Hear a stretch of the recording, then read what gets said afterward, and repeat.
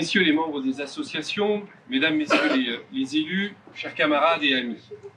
C'est un honneur et une grande émotion pour moi que d'être présent à vos côtés aujourd'hui, comme chaque année, pour commémorer le massacre du 17 octobre 1961, au cours duquel des milliers d'Algériens qui manifestaient pacifiquement pour leur indépendance furent arrêtés, torturés, impitoyablement assassinés par la police française à Paris et dans l'ensemble de la région parisienne. Je remercie le 93 au cœur de la République de m'avoir une nouvelle fois invité. Je tiens à dire, cette année encore, toute ma reconnaissance envers les associations, envers les militantes et militants, envers toutes celles et ceux dont l'engagement et le dévouement permettent d'organiser chaque année cette cérémonie et de faire vivre la mémoire qui nous réunit aujourd'hui. Cette année, cette commémoration revêt une dimension particulière. En effet, le 28 mars dernier, notre Assemblée nationale a voté une résolution portée par ma collègue du groupe écologiste Sabrina Sebaï. Cette résolution reconnaît et condamne le massacre du 17 octobre 1961. Elle préconise l'inscription d'une journée de commémoration du massacre à l'agenda des journées officielles et des cérémonies nationales. C'est l'esprit et le cœur chargé de l'émotion que nous ressentons chaque année ici à Aubervilliers, que j'ai eu l'honneur de prendre à cette occasion la parole au nom de mon groupe parlementaire, celui de la France Insoumise, pour apporter notre soutien à cette résolution. Cette reconnaissance officielle est une grande victoire. Le 17 octobre 2012, pour la première fois, un communiqué du président François Hollande avait déclaré que la République reconnaissait avec lucidité les faits. Le 17 octobre 2021, le président Macron avait parlé de crimes inexcusables pour la République. Mais les termes restaient vagues. Le texte voté le 28 mars dernier reconnaît, lui, une répression violente et meurtrière entraînant de nombreux morts et blessés, commise sous l'autorité du préfet de police Maurice Papon. Enfin, les faits et les responsables sont nommés. Enfin, le brouillard du déni et de l'oubli commence à se dissiper.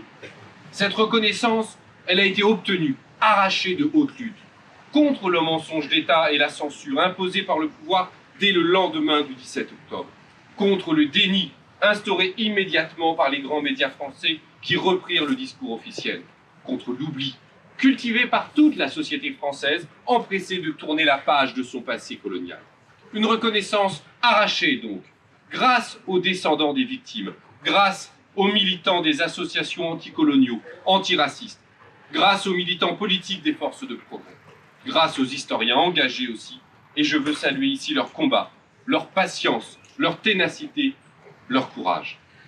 Aubervilliers peut s'honorer d'avoir marché en tête dans cette lutte pour la justice et la vérité, d'avoir très tôt regardé le passé en face et rendu hommage aux victimes.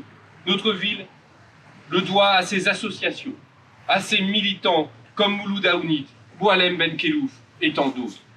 Elle le doit à ses politiques, à ses maires, issus des forces de gauche qui, au-delà des sensibilités différentes, s'engagèrent tous pour ce devoir de mémoire. Jacques Ralit, Jacques Salvatore, Pascal Baudet. Leur engagement a tiré un fil rouge que nous nous efforçons modestement de prolonger aujourd'hui, ici. Mais le combat qui nous a réunis n'est pas achevé, car la reconnaissance obtenue le 28 mars dernier à l'Assemblée nationale n'est pas complète. Le texte que nous avons voté reste au milieu du gué. En évoquant l'autorité du préfet de police Maurice Papon, il passe sous silence une partie de la réalité. J'ai eu l'occasion de le dire dans l'hémicycle à l'occasion du débat.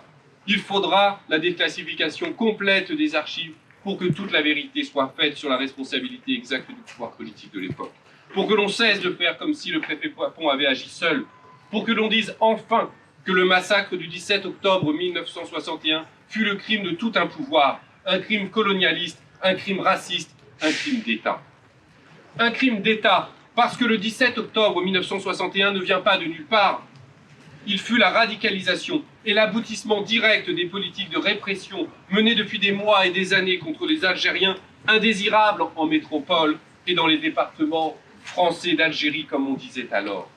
Il fut plus largement l'application sur le sol de la métropole de la violence coloniale que les autorités françaises déployaient en Algérie et partout dans leur empire, depuis des années, et en fait, depuis le début des conquêtes coloniales. L'histoire du massacre du 17 octobre 1961 et sa généalogie, ce sont celles de cette violence coloniale. Partout, les mêmes institutions de domination, l'administration, l'armée et la police. Partout, les mêmes hommes aux commandes, à l'image de la carrière de Maurice Papon après 1945. responsable de la sous-direction de l'Algérie du ministère de l'Intérieur, préfet de Constantine, secrétaire général du protectorat au Maroc, inspecteur général de l'administration en mission extraordinaire de l'Est algérien, partout les mêmes méthodes de répression, fichage, couvre-feu, escadron de la mort, rafle, déportation, torture, assassinat. À Sétif, Guelma et Kerata en mai 1945, à Casablanca en décembre 1952 et en avril 1947, à Alger en décembre 1960. Je limite cette liste aux plus grandes des manifestations pacifiques pour l'indépendance dans les colonies d'Afrique du Nord après 1945 et qu'un lien direct rattache au 17 mai 1961. On pourrait la rallonger et l'étendre dans le temps et dans l'espace, et avec elle, la liste des victimes, des centaines de milliers. Le régime colonial est un régime instauré par la violence, écrit Frantz Fanon. La violence est consubstantielle à l'oppression coloniale. Le 17 octobre 1961, c'est un condensé de cette oppression et de cette violence. C'est le plus pur produit du système colonial qui fut tout entier un crime contre l'humanité. Voilà la vérité qu'il faut dire jusqu'au bout pour reconnaître pleinement ce crime. Cette vérité, il est d'autant plus urgent de la dire que partout autour de nous montent des discours de haine, xénophobes, islamophobes, racistes, qui cherchent à étouffer cette vérité et réhabiliter une vision du monde colonialiste. Je les ai entendus à l'Assemblée nationale, sur les bancs de la droite, à l'occasion des débats autour du 17 octobre 1961. Un député du Rassemblement national fustigeait la repentance à outrance. Je les avais entendus en octobre dernier, quand le groupe Les Républicains a tenté d'obtenir l'abrogation de l'accord franco-algérien de 1968. Une députée se disait fière de son histoire familiale liée à l'OAS et nous traitait à gauche d'amis du FLN qui a tué des Français. Je les entends à nouveau dans la bouche de l'actuel ministre de l'Intérieur, Bruno Retailleau, qui vante les belles heures de la colonisation. Ces discours rejouent sans cesse la guerre d'Algérie. Ils perpétuent un ordre social hérité de la colonisation, un ordre social qui structure encore aujourd'hui notre société. Racisme, inégalité sociale, discrimination territoriale, violence policière. Nos concitoyens et concitoyennes issus de l'immigration, habitants des quartiers et des villes populaires, sont toujours pris pour cible en raison de leurs origines, de leur religion. Des manifestations sont toujours interdites et des hommes et des femmes sont toujours frappés par une police qui tolère en son sein la violence et le racisme. L'époque a changé, mais les mots du passé sont encore pour une large part ceux du présent. Commémorer le 17 octobre 1961, c'est se dresser pour dire non à cet ordre injuste. C'est un geste de justice. S'acquitter d'une dette envers les victimes dont les souffrances, la mort, les noms même ont été occultés. Envers leurs familles, leurs descendants, leurs proches, auxquels notre pays s'est trop longtemps refusé à demander pardon. C'est un geste de vérité.